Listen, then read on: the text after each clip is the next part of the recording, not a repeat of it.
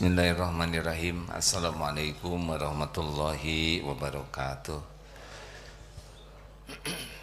Alhamdulillahi rabbil alamin, alladzi khalaqal mauta wal hayata liyabluwakum ayyukum ahsanu amala wa huwal azizul ghafur. Allahumma shalli ala sayyidina Muhammad wa ala alihi wa ashabihi ajma'in.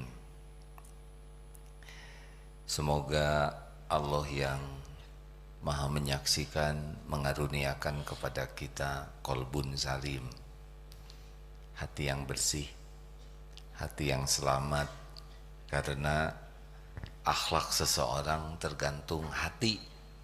Jadi kalau ingin memperbaiki seseorang, perbaikilah hatinya. Rasulullah SAW berdakwah, goalnya adalah perubahan hati.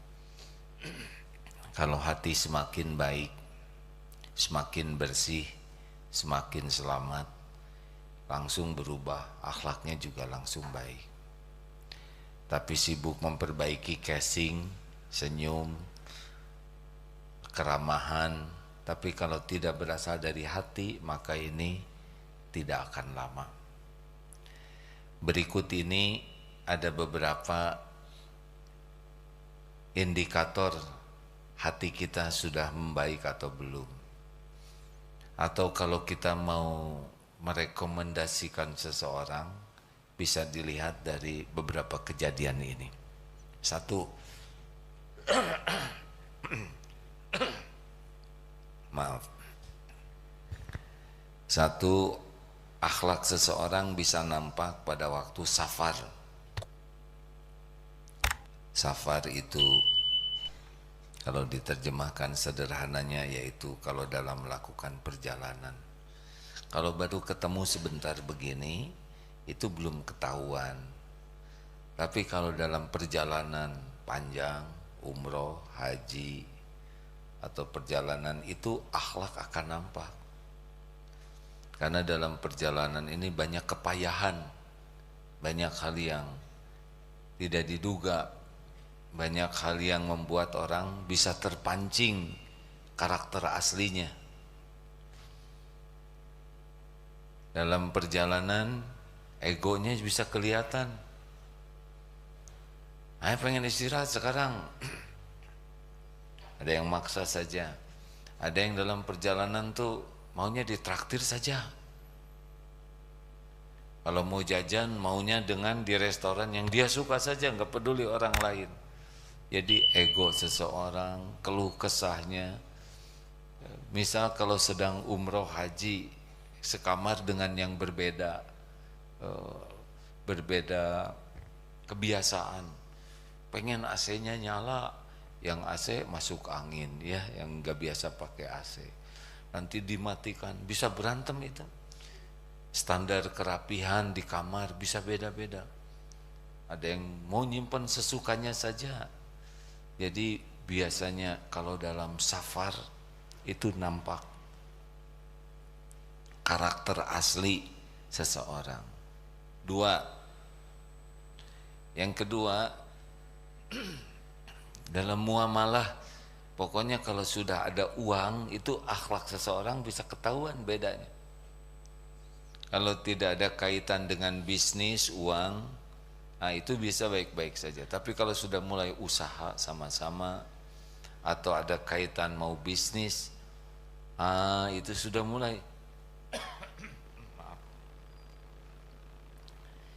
ingin menang sendiri, ingin untung sendiri, ya, menjadi kemaruk, serakah, greedy, ingin serba untuk ketahuan sekali itu. Kalau sudah lihat uang itu, bagaimana orang menjadi greedy, menjadi serakah, menjadi egois, ya, itu akan nampak. Makanya kalau kira-kira ingin aman, jangan melakukan usaha bersama dengan teman dekat, karena bisa rusak pertemanan.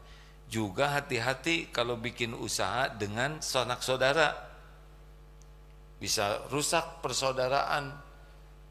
Karena akhlak orang kalau sudah lihat uang itu, kalau tidak dengan iman kecenderungannya akan tamak, senang mengutamakan dirinya, senang menambah-nambah terus. Jadi gak enak lah. Nanti cenderungnya tidak adil. 3, kalau ingin lihat akhlak seseorang, lihat ketika orang itu bersikap kepada orang yang dianggap lebih lemah dari dirinya. Misalkan, maaf ya, kalau ada yang punya pembantu, punya supir, punya karyawan, pokoknya orang yang dianggap lebih lemah dari dirinya, nah kecenderungannya kasar, ketus, tidak baik akhlaknya tuh, berkuasa. Kalau ke orang lain ramah, ada yang kasar ke istrinya, ada yang kasar ke anaknya, ke pembantunya, ke yang melayaninya, ke orang-orang yang dianggap miskin, duafa, difabel. Orang yang akhlaknya baik asli itu ke siapapun baik. Kalau ke atasan baik tapi ke bawahannya kasar, ketus, nah ini ciri-ciri belum baik asli. Karena Rasulullah SAW itu kepada budak hamba sahaya itu dulu ada, sekarang tidak ada. Itu di bawah karyawan, ya. Seakan-akan itu properti kalau hamba sahaya tuh. Rasulullah baik, makanannya sama. Kalau beli pakaiannya juga dikasih, ya, dihormati. Zaman itu masih ada. Tapi Rasulullah terus secara bertahap menghilangkan budaya ada hamba sahaya ini. Oleh karena itulah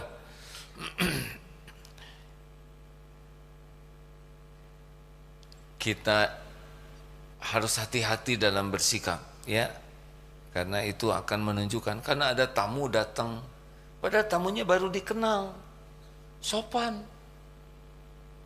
Nyuruh pembantunya sudah 12 tahun kerja di rumah. Bibi, airnya siapin yang benar, sing sopan dong. Kenapa ini orang baru datang disopanin, pada ini yang sudah jelas berkhidmat belasan tahun dikasari? Ini tidak baik, tidak baik sama sekali. Ada yang ke orang lain ramah, tapi ke istrinya, ke anaknya, ke suaminya tidak ramah.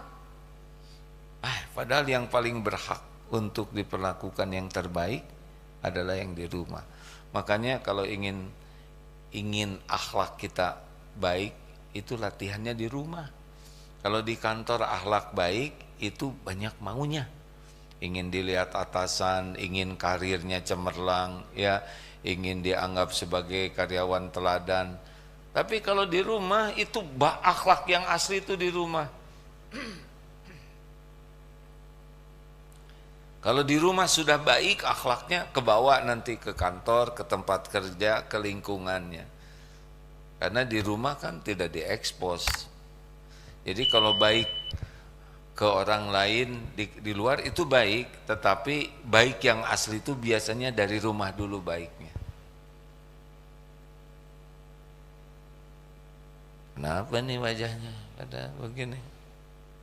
Kayak yang mikir. Jangan menilai orang lain. Berarti bapak saya nggak baik. Berarti ibu saya nggak baik. Dia yang nggak baik, ya.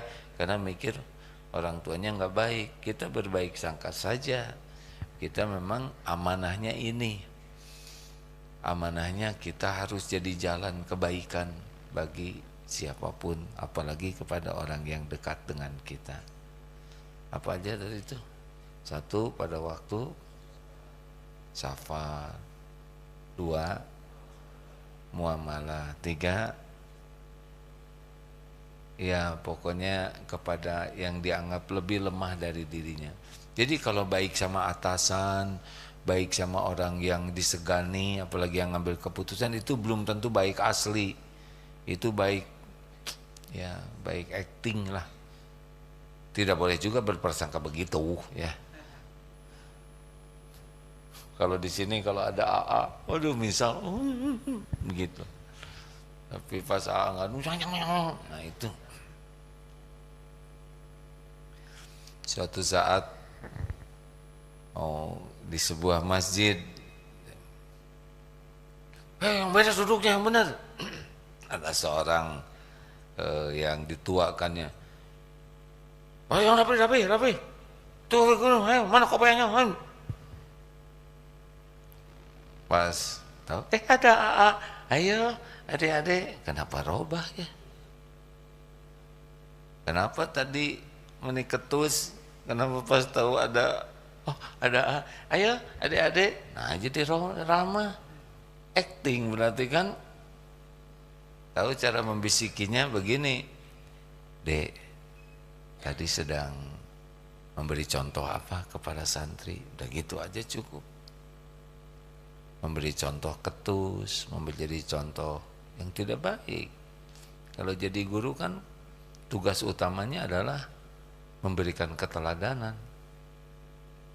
Bukan hanya mengajar ilmu, tapi perilakunya itu harus jadi ilmu. Ada lagi, mau tahu amanah. Jadi kalau ingin tahu seseorang bisa direkomendasi, biasanya kasih amanah, pinjem barang. Itu amanah itu. Ada yang kalau pinjem buku tuh seakan-akan ketemu lunas. Kalau dulu ya zaman pinjem CD, VCD, itu ada yang dikembalikan tidak, dilihat juga udah bosen ya. Tapi dikumpul-kumpul aja, dikirim makanan pakai piring, nggak dipulangin tuh piringnya. Pinjam vacuum cleaner, telat mengembalikannya. Pinjam motor, habis bensinnya. Ada orang yang kurang amanah, kalau udah pinjam sesuatu tuh nggak serius untuk mengembalikannya.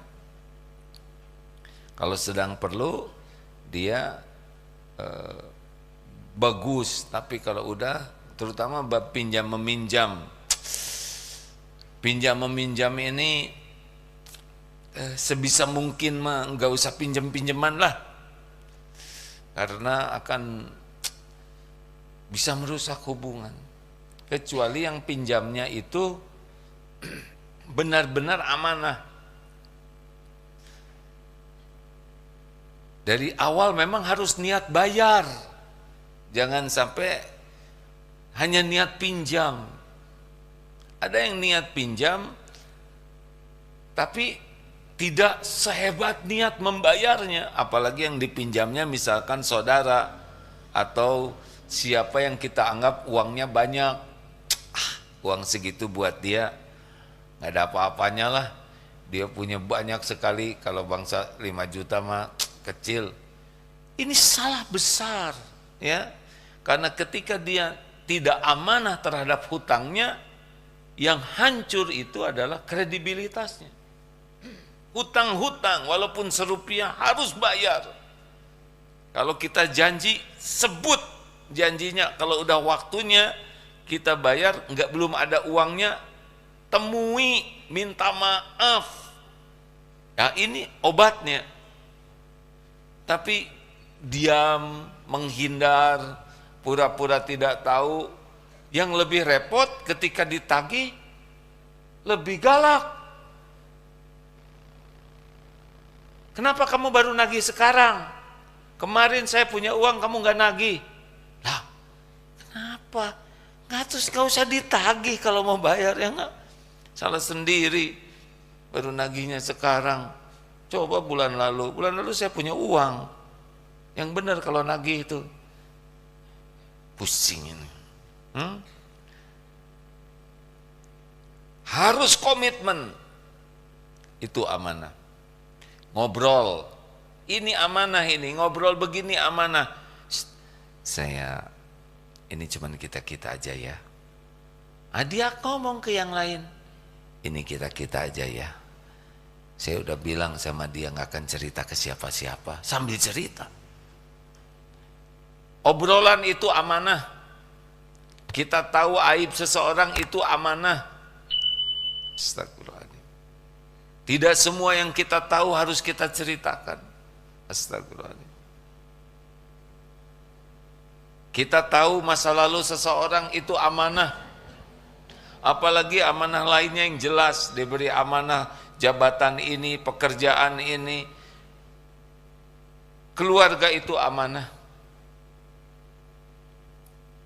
Anak itu amanah. Nah, orang-orang yang tidak serius dengan amanah biasanya tidak bisa direkomendasi. Ini ada juga yang tolong dong jodohin anak saya dengan siapa gitu. Wah, itu amanah. Nanti saya ketempuhan, ya kan. Gara-gara dijodohin si Agim jadi liar gini gitu. Begitulah. Hati-hati dengan amanah. Kalau mau datang itu nanti datang ya, insya Allah itu niat datang, jangan niat ngeles. Kan ada yang nanti datang ya ke undangan saya insya Allah, tapi gak ada niat datang sama sekali, dan menyebut insya Allah itu sebagai cara untuk ngeles. Gak boleh. Nanti orang yang mendengar insya Allah dari kita tuh megang itu. Dengar ini ya, kata Ali bin Abi Thalib radhiyallahu anhu, jangan mudah memberi janji ketika sedang gembira, dan jangan mengambil keputusan ketika sedang marah. Dua-duanya sedang tidak normal. Kalau kita sedang gembira-gembira, cenderung gampang, ya nanti kamu saya beliin Mercy misalkan. Dia juga nggak punya. Orang yang diberi janji itu ingat terus. Sedang yang berjanji sangat mudah untuk lupa. Makin mudah janji, makin mudah lupa. Kecuali tertulis, ada data, ada fakta. Ya nanti besok, juga nih kadang-kadang lagi seneng, ya besok. Orang yang diberi janji tuh nunggu-nunggu besok itu. Padahal kita banyak sekali kegiatan. Ini harus hati-hati. Ya, saya juga merasa harus lebih hati-hati. Karena setiap janji adalah amanah. Udah berapa tuh? 1,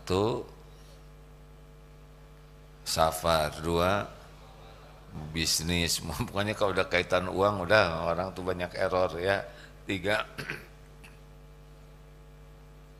kepada orang yang di bawahnya kecenderungannya ya. Jadi beda lah. 4, ya kalau diberi amanah. Ada lagi yang kelima, yang berbahaya itu ketika sedang marah. Kalau marah itu, waduh bisa rusak itu akhlak kita tuh. Makanya kita harus serius sekali dengan tekad untuk menjadi seorang yang hilm, mengendalikan amarah. Ini ujiannya ya, yang punya jabatan lebih, punya kedudukan, punya penghasilan lebih. Pokoknya ini rada mirip dengan yang tadi nih, yang dekat lah dengan ke yang rendah itu. Tapi kalau orang akhlak, kalau sudah marah itu kata-kata jadi seperti orang yang tidak berpendidikan sama sekali.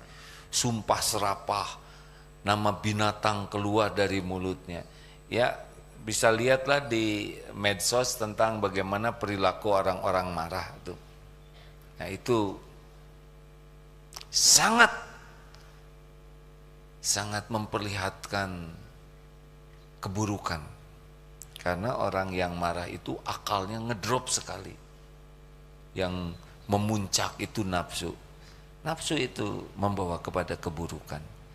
Jadi orang yang pemarah itu pendek sekali cara berpikirnya. Ya udah, kalau gitu saya mau keluar dari perusahaan ini. Pas sudah keluar nyesel. Saya mau pergi aja, pergi. Pas sudah keluar dari rumah, kemana ya? Mau balik lagi malu. Pernah ada tayangan anak kecil disuruh makan nggak mau, marah si anak kecil ini balita, keluar dari rumah bawa koper kecilnya itu. Ibunya tinggal liatin aja, keluar bawa koper kecil sana sini. Udah kelanting, mau kemana ya? Balita nggak tahu apa-apa, akhirnya balik lagi. Masa jadi Nelita, nenek-nenek di bawah 5 tahun? Nggak mungkin Akita ya, aki-aki di bawah 5 tahun. Harus punya program kuat, la tagdob walakal jannah. Harus tidak punya pilihan bagi kita, harus punya target menjadi orang yang hilm, bisa mengendalikan amarah. Karena kacau lah, kalau kita pemarah itu kacau sekali.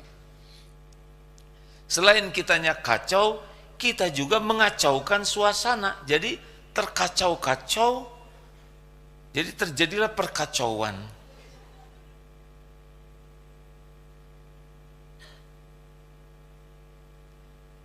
Kenapa orang beda-beda? Memang ada yang lahir dari keluarga pemarah sejati, sehingga marah itu dianggap hal yang normal. Ada yang, maaf ya, orang kalau punya jabatan lebih, kedudukan lebih, kekayaan lebih, ini potensi gelarnya lebih, potensi marahnya lebih besar. Nah, jarang ya bawahan marah ke atasan kecuali sudah nggak ketahan.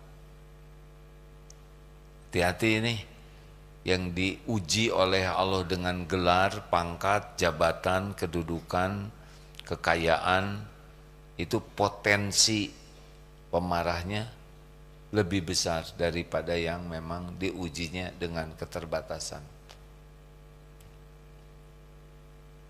Guru lebih mudah marah ke murid daripada murid ke guru, kecuali murid yang sudah tidak tahan atau murid tidak adab sama sekali. Karyawan ya tidak mudah marah ke atasan, yang mudah marah majikan kepada yang membantunya. Benar? Hati-hati, jabatan itu amanah, jabatan itu ujian, jabatan itu pasti berakhir, jabatan itu pasti dituntut pertanggungjawabannya. Kenapa ini wajah-wajah jadi kayak begini, jadi kayak menderita gitu kan?